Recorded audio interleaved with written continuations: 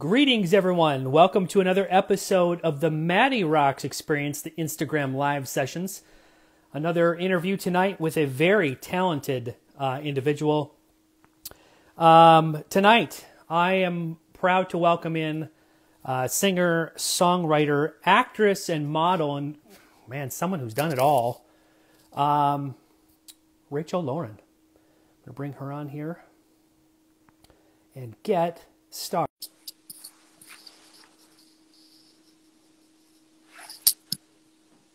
We're connecting. Hello. Welcome, Rachel Lorin. Oh my goodness. How nice are you? To finally talk to you. I'm good. I literally just drove to Las Vegas and literally like 20 minutes ago just walked into the studio to work with these lovely people over here. Right on. So and you're blessed to be talking to you, though. I'm very excited. Right on, right on. Yeah. So happy New Year to you. Happy New Year. And happy and belated birthday, because you just had a birthday. I just had a birthday. Thank you kindly. Oh, really? Are you an Aquarius? I am an Aquarius. Oh, we're the best. We are. We really yeah, are. Sorry. We are the best, though. So hopefully we everything. Aquarians. Absolutely. One of the best. I think our signs are the rarest, by the way. Yeah. We're like the least amount of. I think we're the most even keeled. True. I would venture to say that that's true. Yes. Right on. So hopefully all is well in 2021 and you've transitioned into the new year nicely. So far, so good. I got to tell you. Good to hear. Yeah. So what have you been doing musically or just keeping yourself busy during oh my the pandemic? God, so much. Hey, Curtis, come here. So this is really, really rare for me. I actually have one of my producers here with me. Hey. This is Curtis Martin. And that's actually Elliot over there, who I just met today, Highland, doing a feature with them today. But a lot. Like, this year will be full-on releases, just nonstop from me. I have finished 5 new covers. I have 3 singles now in the bag with Curtis Martin and Rob Endling, who is not here. But I'm very excited. The first one I'll be releasing is actually a song I wrote for my father, who passed away a year ago. The best thing that I thought I could do was, to escape the absolute agony and pain that I was in, was to write a song for him. I mean, he was my biggest fan. He absolutely loved these guys. And it felt like that was the right thing to do. I mean, after 3 weeks of just crying and just feeling miserable, I'm like, I've got to do something.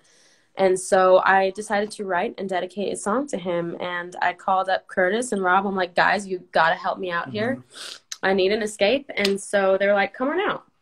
So I went out to Vegas, and Goodbye is the single. And I'll be releasing that probably later this month. But, I'm really excited because in between all these originals, I'm going to be lacing some covers I've done as well. And they're all really cool, really peculiar, obscure, done very differently than the original. So I'm excited, man. A lot of really cool music coming at you. So. Right on. Well, good for you, and good for staying busy and staying, in the moment, And, I feel like you have to. You During these times to stay sane. Yeah, when there's no touring. Yeah. Rachel, if there was one thing that you learned about yourself during this pandemic and quarantine time that you never focused on before, what would you say that is? 2 things, actually. I would say patience, number 1. Patience for sure. Everyone who knows me knows that I've been extremely impatient. I'm always wanting things right away. Whether it's mixes or, just to put out music in general. I am very impatient. And once COVID hit, we were all kind of stuck to just sit and stare at the wall, right?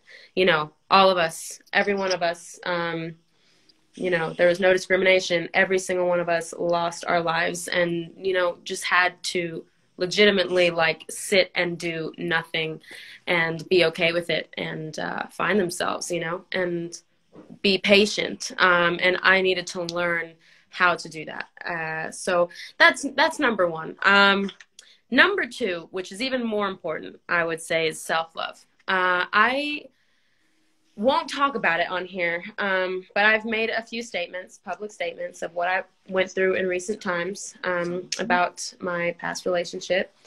It was traumatic and abusive and no good. So I'm happy to be free of that, and I'm happy to respect myself and love myself enough to have escaped that as well. And I learned how to love myself this last year, I believe. And I think that that is so important for everyone in this world, because then you don't make mistakes, you know, and the same mistakes. You don't keep making the same mistakes, because if you love yourself enough, you only get disrespected once, and then that's the end of it.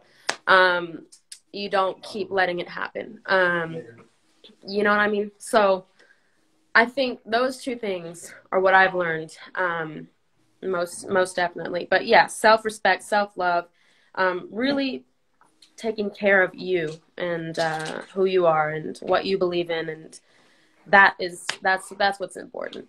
Good for you. Being good mentally, you know, that's what comes first. Right on. And then you can be good with everyone else, you know. Some great things to work on for sure.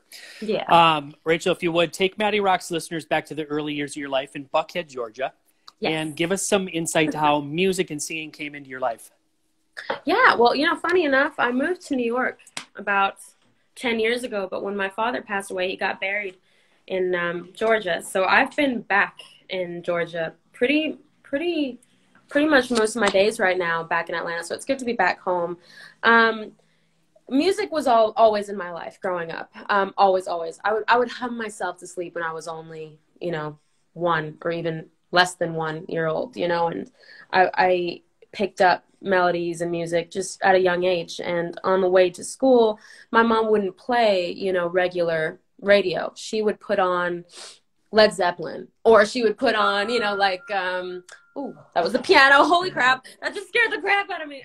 She'd put on Led Zeppelin, you know, Judas Priest, Journey, or, you know, Heart, or, you know, like singers and bands and real music. And she'd play like Pink Floyd and, you know, people that are icons, Queen, things like that. And it made me obsessed with music. It made me obsessed with, how do I make these sounds with my voice? How do I make these sounds with my hands and instruments? And how do I do that?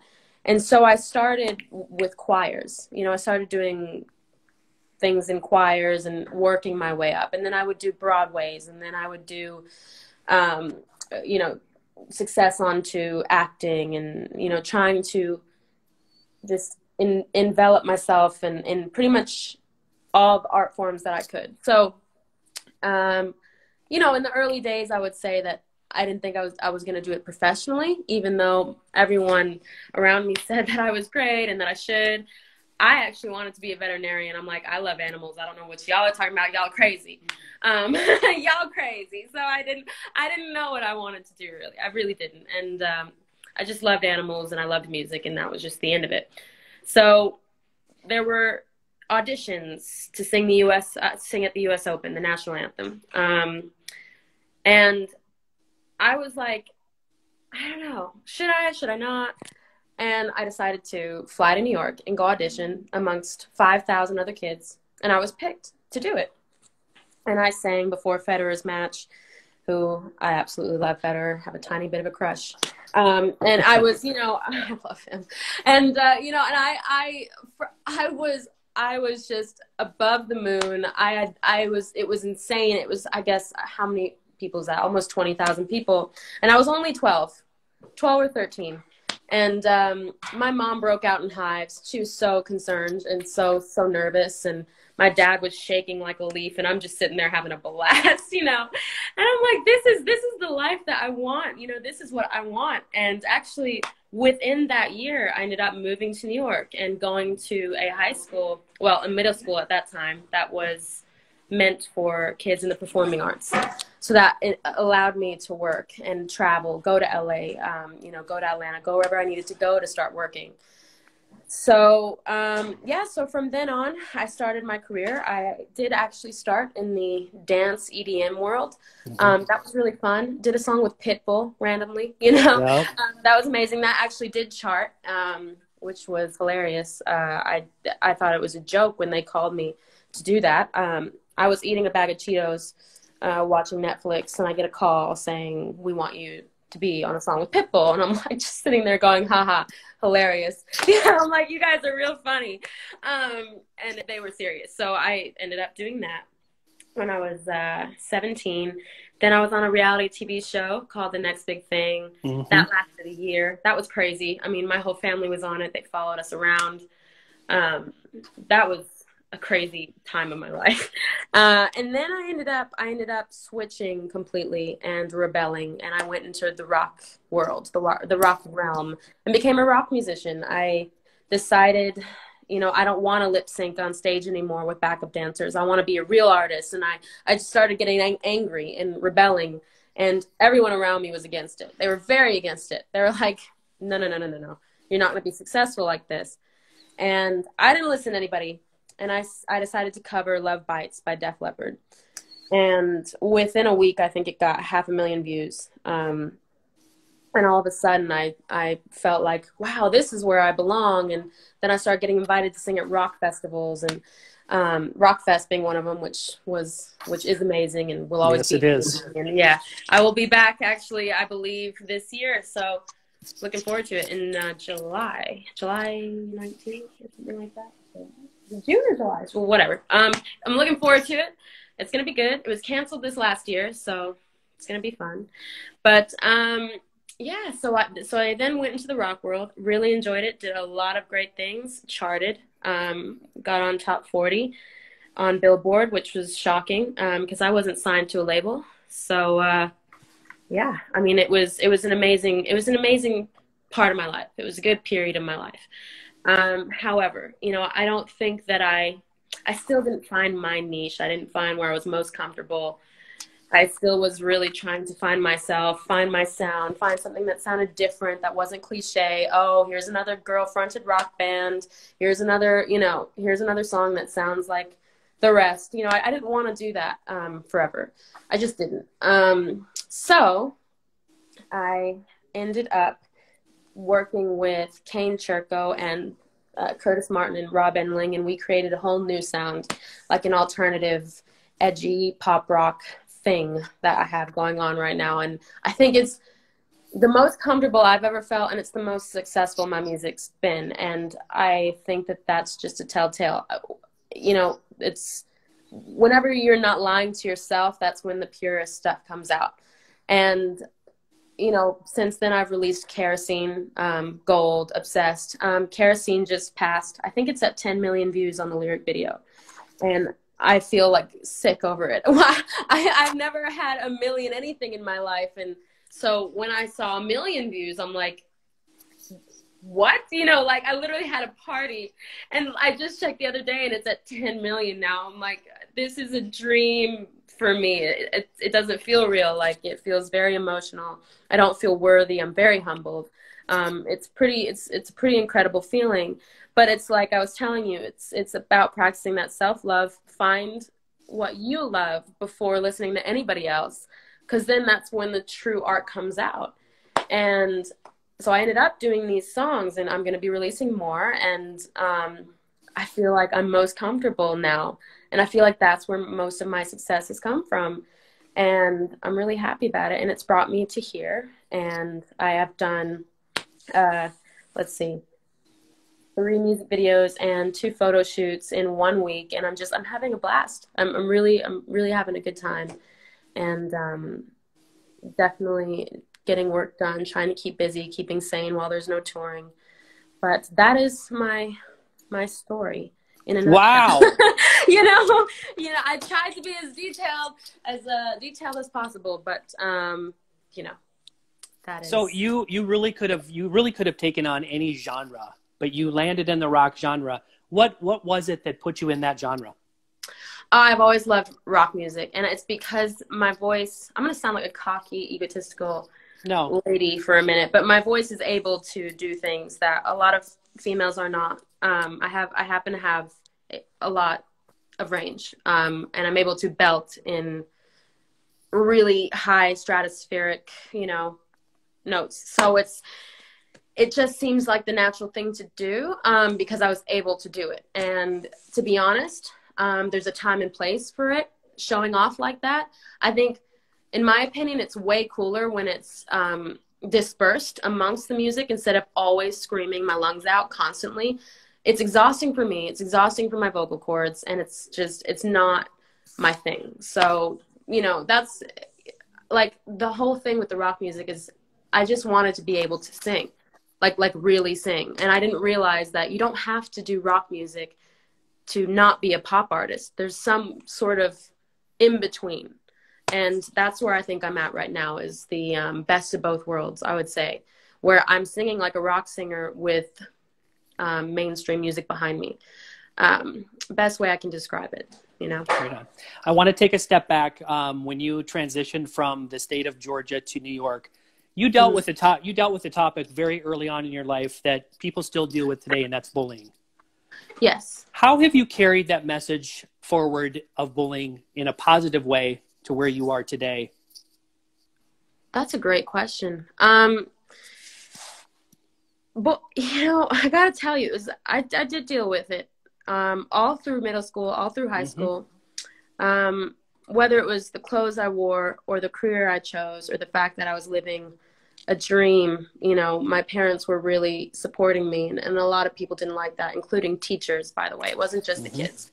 And I did have a very hard time with it. I started really second guessing doing it. After a while, I was like, it's not worth it. Feeling this worthless and feeling this shitty all the time. I don't know if I'm allowed to curse. Sorry about that. You can. Okay, perfect. Shit, fuck, blah. Curse away. So, you know, but yeah, feeling this crappy all the time. I don't know if it's worth it.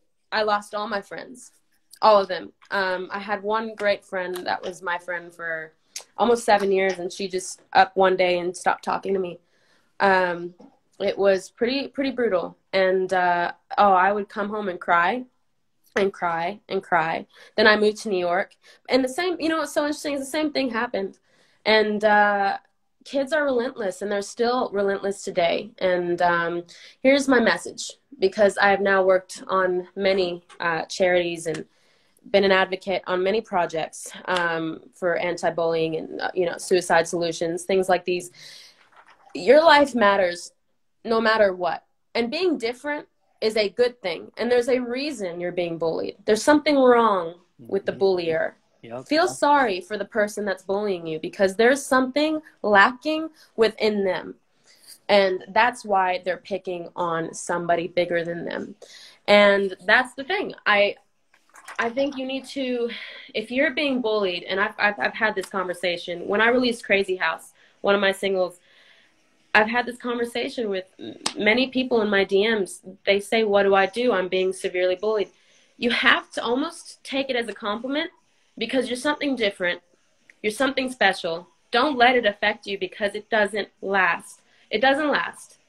You get past it. You grow stronger from it.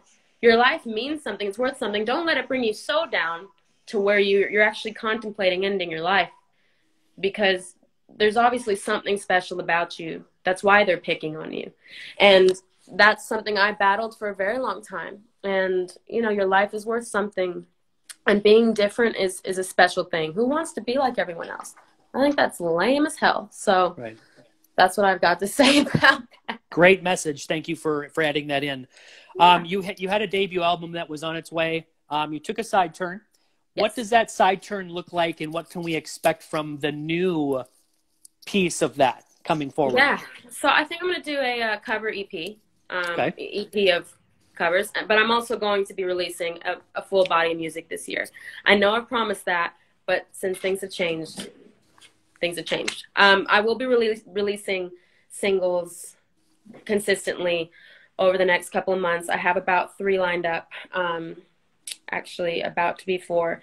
So I will be releasing singles mostly, but at the end of the year, most likely will be when the full body of work. It will be either an EP or an album. I'm not sure just yet. That's up in the air. But I can promise you that there is a lot more music this year than there has been in any capacity of my life. So we look forward to it. I look forward to it. Right on. Looking forward to it. Yeah.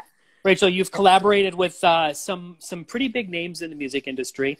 Who to you has been the most influential artist or producer that you've had the opportunity to collaborate with? Wow, that's a really good question. Oh man, that's a really great question and a really tough one. And that's a really great question. If you don't mention the one that I'm thinking of, then I'm going to talk about that person next. Who are you thinking of? First? I'm not going to tell you. I'm not going to tell you. No, you tell me first. Tony Harnell. Tony Harnell. Well, being that he's an ex, I don't know how to go about that. Okay. Well, I'll scratch that. But I mean, I would love to talk about it because I mean, I'm over it now, but that was years ago.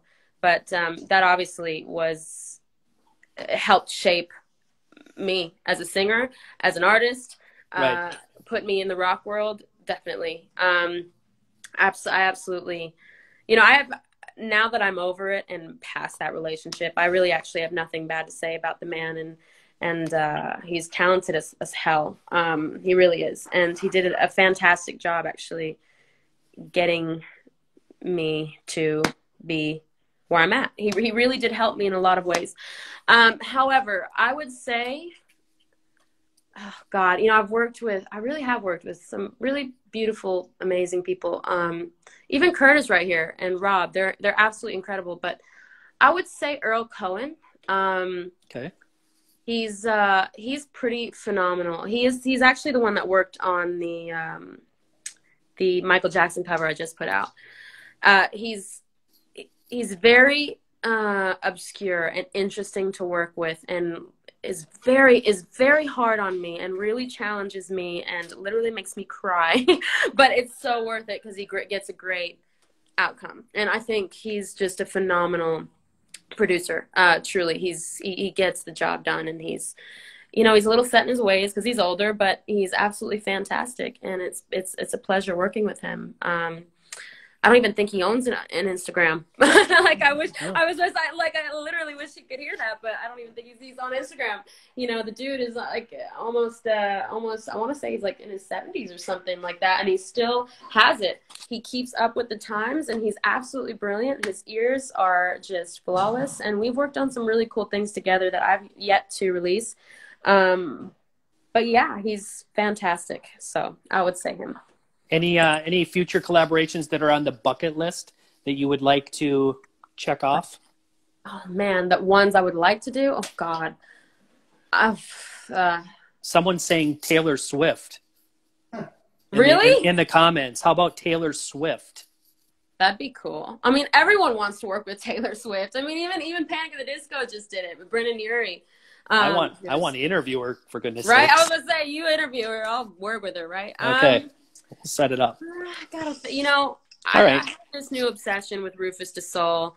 I think, wow, they're incredible when it comes to EDM music. I think I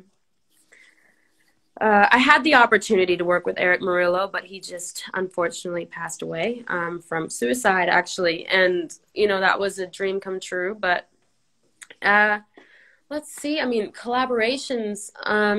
I'm a big 21 Pilots fan. I'm a big Adam Lambert fan. That's a good one. Adam Lambert fan. I think that he and I would do something really cool together. Like really cool. I don't know, Kurt, what do you think? Like, Man, for you? Yeah. Like BB Rexa would be really cool. I love it. Right? I feel like that'd be really cool. Like, she's like a dope. Yeah, she's got a big voice. You got a big voice. You guys just do some crazy just soaring screaming stuff at each other, just belting. You know what I mean? Yeah, like, awesome. Yeah. And as far as guys go, yeah, Adam Lambert. I think Miles Kennedy is a genius. Ooh. I would love to do something with Miles Kennedy. I think he's got one of the greatest voices ever. Well, the power of social media. Let's get that out there and let's create that. Actually, you know what? Louis Capaldi would be bomb. That would be good. That would be bomb. Or Okay. Coldplay or something. Like something so off. Like you wouldn't think that I would do that, but I would do that because I would want to do that. Yeah, Louis Capaldi would be really dope. So Rachel, put in a good word. I will. What do you want the world to know about you and your music that maybe people don't already know about? Wow, man, you're good with these questions. Well, this is the MattyRocks experience. Well, my music is real. I promise you that. It comes from my heart, and it comes from me. It's not stemmed from fakeness. It is real life things that I have been through and what I go through. I will never lie to you with my music. I promise you that. I am as true as I can be in my art form. I love music more than I love myself, really. So I love my fans as well. That's something you can know about me is when it comes to fans, I consider them friends. So whoever's watching and wants to DM me, wants to talk to me, I always do answer. I always pay attention to them. And I love the support, and I love you guys very much, in that your support means the world to me. And if it weren't for you guys, I wouldn't be here. So I'm blessed and humbled and honored to, have you guys. And, my music it's taken a few, turns, but I would say that I'm comfortable now, and it's something that is current while still being original. And I think that you guys would dig it, What do you think, Kurt? He's just sitting over there so quiet on his computer. I think there's a turn for there's a reason for every turn, Rachel. I agree. And those are all coming out positively. So, Thank you, keep taking those turns. I want you to reflect back on your entire music career, your entire entertainment career to this point. Mm-hmm. What would you say is your biggest accomplishment to date? Whether it's musical, whether it's in the entertainment industry. You know what? I think I got two. Okay. I'm not gonna mention any of the features or anything, because that's just really famous people, and who cares, right? Okay. I would say my first show at Rockfest, probably. There was a good, 40,000 people. Yes, there was. And I was just like shitting my knickers a little bit, like, holy crap, this is a lot of people. And nervous as hell, and I was a little sick, and it was the greatest experience in night of my life, easily. It felt like this is where I belong. This is where I feel most comfortable. This is what I was born to do, whether I become successful or not. This is what I believe is my destiny. It made me have a clear vision of what I want out of life and what I want. And having 40,000 people singing back my music to me, it made me almost sick to my stomach. It was so empowering and incredible. So that's number one. Number two, accomplishment-wise, I would say is being able to write a song for my father right after he died. Not many people would be able to do that. And many people, when they go into depression, sink into depression and disappear. And I think that what I did with that song was a brave move, and it was hard. It was very hard. I just did the music video a month ago, and just broke down pretty much the whole time. And it's like I was able to sing, these lyrics that I wrote from my heart. Once you hear it, you'll understand. And it's like I was speaking to him, and that is the greatest accomplishment for me, because I know my dad is my biggest fan, and I know that he's so vain, like I am, that he would die to have a song written for him. And I would say that's probably one of the more special moments of my life, is even though you're taking the most disgusting, awful, terrible thing, you can turn it into something beautiful. Absolutely. And I was able to do that, and I'm really proud of that. And I'm getting emotional about it, but I'm proud of that. Because I know a lot of people couldn't do that. And your song about your father is probably going to continue on and carry on through other people as well. Exactly. And help heal. The meaning is tenfold. Absolutely. For me, it's to say goodbye to him. Yep. But for other people, it's to say goodbye to 2020, because there's a shit year, or to say goodbye to a terrible relationship, or to say goodbye to a toxic past, or to drugs, or to anything like that. And it can mean anything to anyone. The title is Goodbye, and it's one of those songs where you can get closure. And closure it's a thing for people, or it's not a thing for people. But I needed to do that for my father, and I think that that is the greatest thing I could have ever done in my life. Absolutely. Yeah. Absolutely. Rachel, where can everyone find all the information they need to know about you musically or what's going on in your life? Yes. Right here on Instagram is where I am most active because I'm an Instagram addict. It's like terrible. Rachel Lorin, Rachel Lorin. Same on Facebook. On Twitter, it's rlorin official, and my website is rachellorinmusic.com. I'm on Spotify, Apple Music, Tidal, Amazon Music, all of it. Yeah, YouTube, go check everything out and let me know what you think. And I love you, Matt. Thanks for having me. I really appreciate you. We are. Thank you. The toughest question. This is going to be probably one of the toughest ones of the entire. Oh man. Okay. All right, I'm ready. I want you to send a message to MattyRocks listeners all around the United States and around the world who are going to potentially hear and see this interview. What would you like to say to them? Okay. Forget everything that I just said. Everything. Nothing matters at all in this world until you love yourself. Until you wake up every morning, look in the mirror and go, I'm good with me. I'm good with me. So now I can go help others and go live my life the correct way. Nothing matters until you get you in check and you in order, truly. And however you need to do that, whether it's through music, whether it's through therapy, whether it's through whatever, you've got to love yourself. It's so important, and I know it's so cliche because everyone says it. You got to love you, and that's where it starts. And then you can love everything and everyone else properly. And that's what I believe in, and that's my message to you guys. Great message. Thank you. Thank you so much for having me, and I really love you guys, and thank you for the opportunity.